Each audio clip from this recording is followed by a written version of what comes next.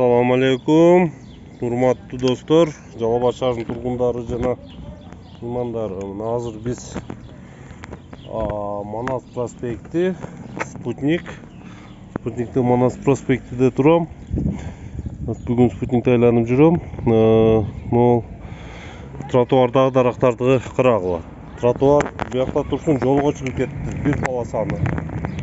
Бир полосаны тосуп. Азыр көрөсүңөр. Мына адамдар баса албай атат бул жерде. Велосипедчи эмес, жүргөндө адамдарды башка тийип атат. Же адамдар өзү кыркып койбойт, же зеленхоз кыркып койбойт. Мына эңкейип кетип атам. Мына бул жак дарактар, жол боюда өскөн дарактар өтө жакшы жадан болуп бүтүптүр. Разветвляция кылып, кронасы чоң болуп, чоңоюп. Так.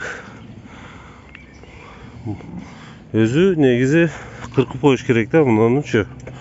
Адамдар басканда башы урулбай, жана болбой, дискомфорт болбой.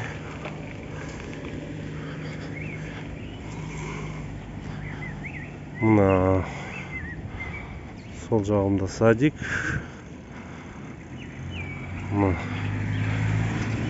Негизи буну кыркып коюш керек да. Азыр ал жакта да бир нерсени көрдүм.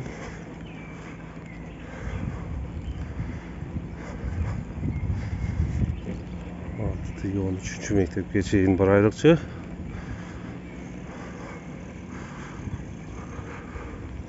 Мына велосипед деп кетсең башыңа тош. Велосипед эмес, пешком кетсең да башыңа тиет экен бул жакчы. Так.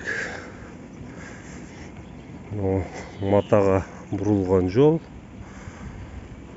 Ушул жерден бурулуп кайра мынага чыгайын.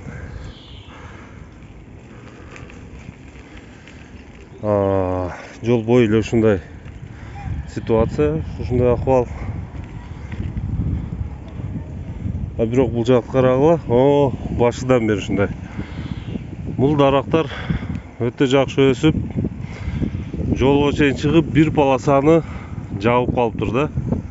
Мына мисалы, машиналар бул полосага жүрбөйт.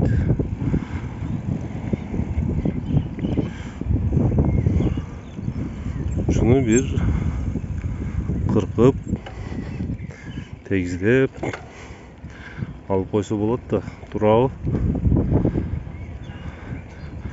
Же жолу толук тоскуча өсө берсинби?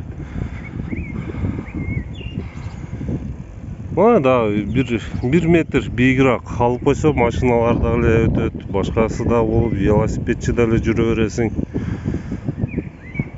Бирок сонун чоңоюп тур могу дарак. Ушундай дарактарды отургузса неме болот дейм да, елка отургузбай. Мына. Бул жак көрүп атасыңар. Бир полосаны тосуп калган. Мына. Полностью бир полосаны тосуп койгон да. Машина жүрө албайт. Велосипед тем более жүрө албайт. Ошол баштан аягы чейин ушундай экен. Ушундай экен.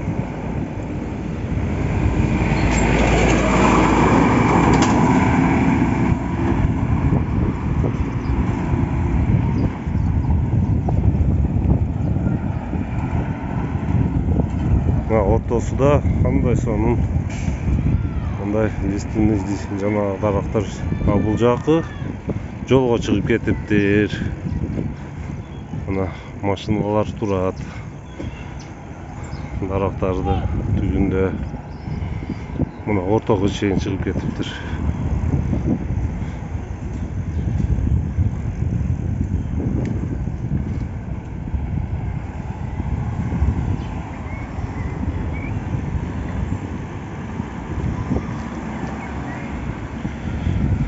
Ушул Манас проспекти, Спутник Кичи Шарча микрорайону, Кичи Шарча деле деп койсо болот. Манас проспектиде акыбал ушундай.